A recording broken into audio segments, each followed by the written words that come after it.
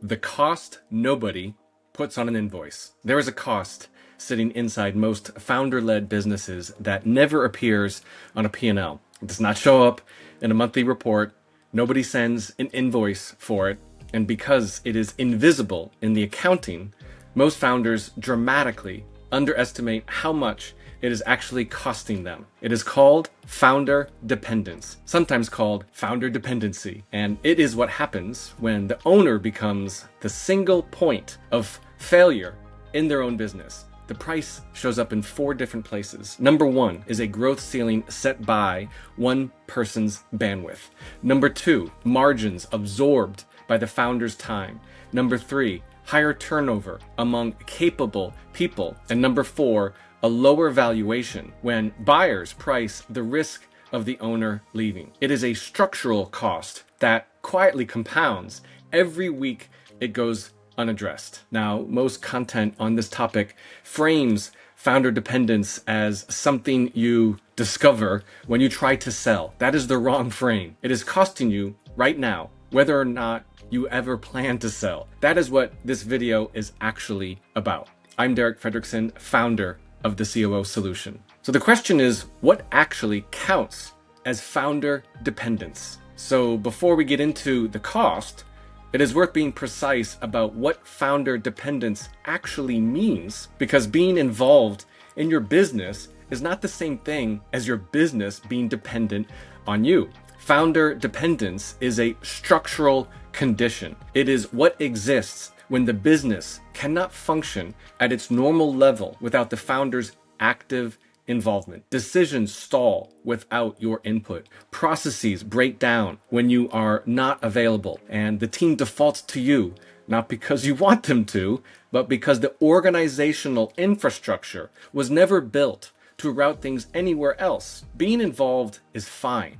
Being the load-bearing wall is the problem. The distinction matters because a lot of founders who are genuinely trying to step back still find the business pulling them in, not because of their behavior, but because of the structure they are operating inside. This is closely related to what we cover in the founder bottleneck post. And if you have not read or watched that one, it is worth starting there. What we are covering here is the specific price tag attached to this condition, and there are 4 of them. Let's get into what founder dependence is costing you right now. The first and most immediate cost is the growth ceiling. Research from the Alternative Board, a peer advisory organization serving business owners with more than $1 million in annual revenue, found that owners average nearly 50 hours of work per week, but spend only 32% of their time working on the business rather than in it, even though 73% say they would rather be doing exactly that, working more on the business, not in the business. The gap is not a motivation problem. It is a structural one, and it has a direct growth consequence.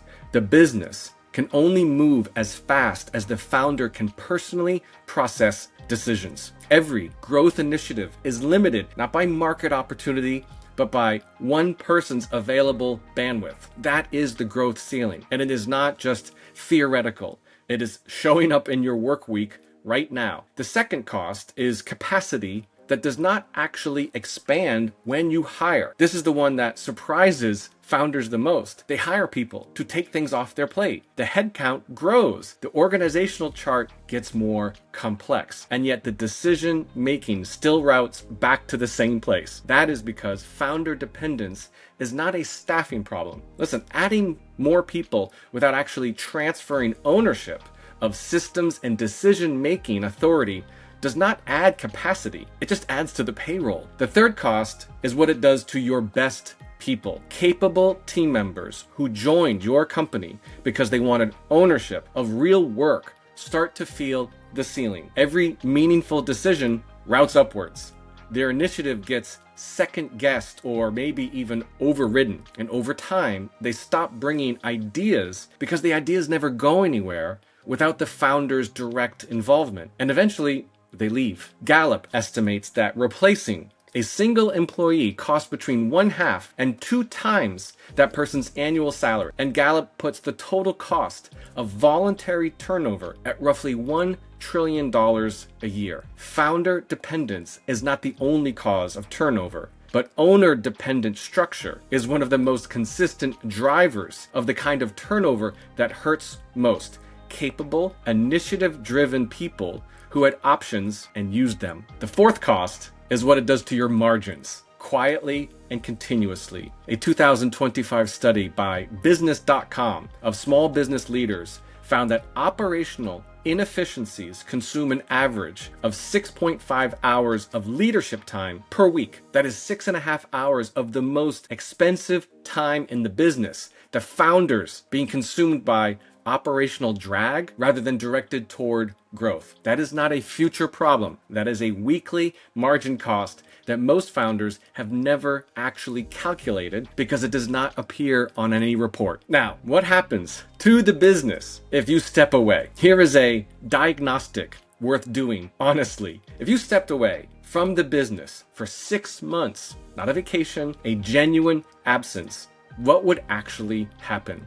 Which decisions would get made correctly without you? Which processes would break down? Which client relationships would follow you rather than staying with the business? Listen, most founder-led businesses, if they answer this question honestly, find that the answer is uncomfortable. Not because the team is incapable, but because the systems were never built to run without the founder at their center. Business continuity, the ability of the business to operate consistently when key people are unavailable, is one of the things buyers evaluate when they are pricing a potential acquisition. But it matters long before you ever talk to a buyer. It matters every time you are sick, every time you travel, every time you need to focus on something other than the day-to-day operation. Talent dimension of this is worth naming directly. Capable employees do not stay in businesses where their ceiling is determined by one person's availability and approval. When the best people on your team start to feel that ceiling, the ones with options leave. And then the ones without those options stay,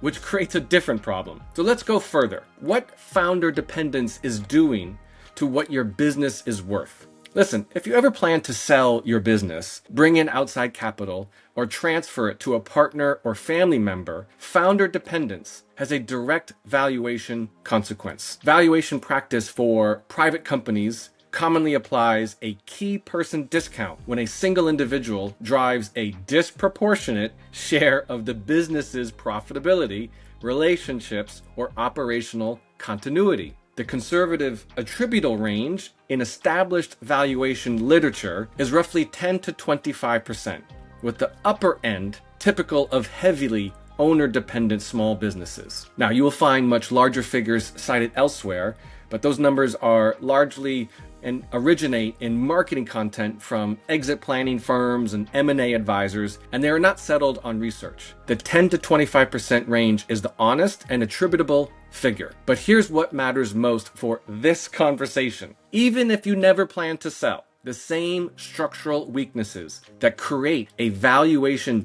discount also is creating a ceiling, a growth ceiling, a margin drag, and a talent retention problem right now. The valuation number is just the financial community's way of pricing what you are already feeling in your week. So, how do you actually reduce founder dependence? The fix is not delegation in the conventional sense. You've tried that. You've done that. Most founders have done delegation to an extent. They hand off a task. The task comes back wrong, and they conclude it is easier for them to do it themselves.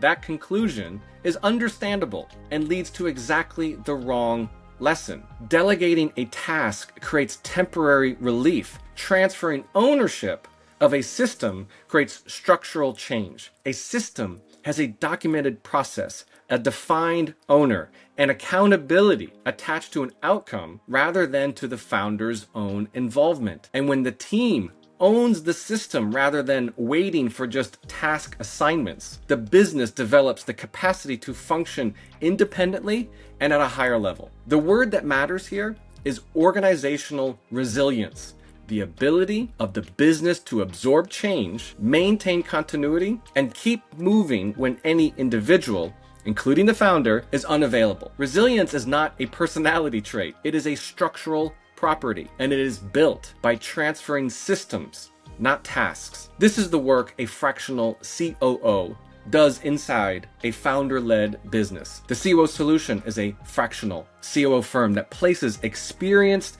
operators into founder-led businesses across the United States, not to advise from a distance, to embed, build the operating structure, lead the leadership team, and own the systems that the founder should never have been leading and holding in the first place. The goal is not to remove the founder from the business. It is to remove the business's structural dependency on the founder being present for everything. What's your next step? If any of what you heard in this video resonates, the right starting point is understanding exactly what kind of operational support your business needs right now. So take the COO Solutions fractional COO readiness quiz at thecoosolution.com. Takes just a few minutes and gives you a clear picture of where the structural gaps are and what the right path forward looks like. Or schedule a discovery call and we will walk through your specific situation, just you and me. I'm Fredrickson, and this is the COO Solution.